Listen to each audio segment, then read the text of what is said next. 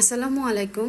আজকে আপনাদের সাথে শেয়ার করব ইলিশ পোলাওটা, মানে আমাদের গ্রামে বরিশাল এলাকায় যেভাবে ইলিশ পোলাওটা রান্না করে ঠিক সেভাবে আপনাদের সাথে শেয়ার করব। আর এটা খেতে কিন্তু অনেক বেশি দারুণ হয়। আর সকল রকমের টিপস আপনাদের সাথে আশা করছি শেয়ার করব। আর ইলিশ পোলাওটার জন্য চেষ্টা করবেন বড় দেখে একটা ইলিশ মাছ নেওয়ার জন্য, কারণ বড় মাছের ভিতরে তেল আর এই মাছের ঘ্রাণটাও কিন্তু অনেক বেশি পাওয়া যায়। এই কারণে একটু বড় মাছ নিলে ইলিশ পোলাওটার ঘ্রাণটা আর কি সবচাইতে বেশি ভালো পাওয়া যায়। তো মাছটা আমি আঁশ ছাড়িয়ে ভালো করে কেটে ধুয়ে নিয়েছি। আর এখন এটা একটু ম্যারিনেট করে রাখবো। একটা বাটিতে আমি 4 টেবিল চামচের মতো টক দই নিয়ে নিয়েছি। আর টক দইটা একটু চামচ দিয়ে ভালো করে ফেটিয়ে নেব। তারপরে এর ভিতরে দিয়ে দিব হাফ চামচের মতো লবণ।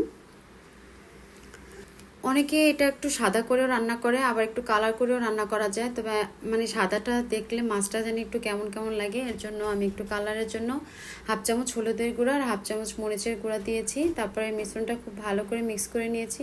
তবে চাইলে কিন্তু আপনারা এই হলুদের গুঁড়া আর মরিচের গুঁড়াটা কিন্তু স্কিপ করতে পারেন। তারপরে স্যুপ বাটির হাফ বাটি দিয়েছি আমি পেঁয়াজ, এটা ব্লেন্ডার করে তারপর এখানে দিয়েছি। তারপর মাছগুলো দিয়ে ম্যারিনেট করে 20 মিনিটের মতো এটা রেখে দিব। এতে করে সব ধরনের মশলাগুলো মাছের ভিতরে আর কি ঢুকে যাবে। ইলিশ পোলাও রান্না করতে অনেকে আদা রসুনের বাটা, ধনিয়া জিরা গুঁড়া দেয়। আসলে তাহলে তো আর ইলিশ পোলাও হলো না, হয়ে যাবে একেবারে ইলিশ বিরিয়ানি।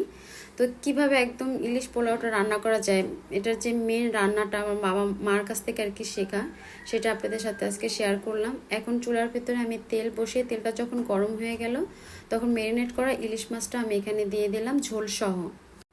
কিছুক্ষণ এটা আমি কষিয়ে নেব। যেহেতু মাছের পিসগুলো আমার বেশ বড়, তো এটা বেশি নাড়াচাড়া করা যাবে না, তাহলে কিন্তু ভেঙে যাবে।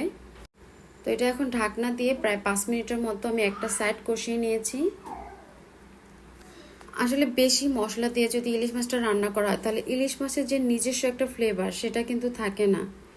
এটা হয়তো আমরা সব বাঙালিরা আর কি জানি। তো একটা সাইড হয়ে গেছে, এখন মাছটা আমি আলতো করে উল্টে দিচ্ছি আর একটা সাইড হওয়ার জন্য।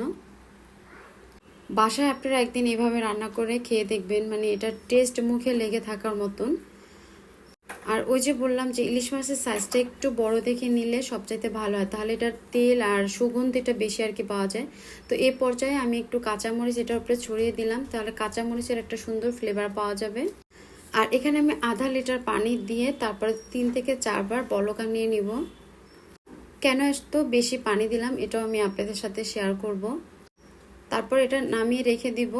এখন আমি আর একটা প্যানের ভিতরে তেল গরম করে এতে কিছু মশলা, গরম মশলা, দারুচিনি, তেজপাতা আর এলাচ দিয়ে 2 মিনিটের মতো ভেজে নিব। তারপর এর ভিতরে দিয়ে দিব আমি পেঁয়াজ কুচি। এখানে চুপ বাটির হাফ বাটি পেঁয়াজ কুচি দিয়েছি। এখন পেঁয়াজটা একটু লালচে বাদামি করে আর কি ভেজে নেব। তারপর আগে থেকে ধুয়ে রাখা পোলার চালটা, এখানে হাফ কেজি পরিমাণে পোলার চাল আছে, দিয়ে দিব। ভেজে নেব ভালো করে পোলার চালটা। তারপর কিছু কিশমিশ আমি এখানে দিয়ে দিব।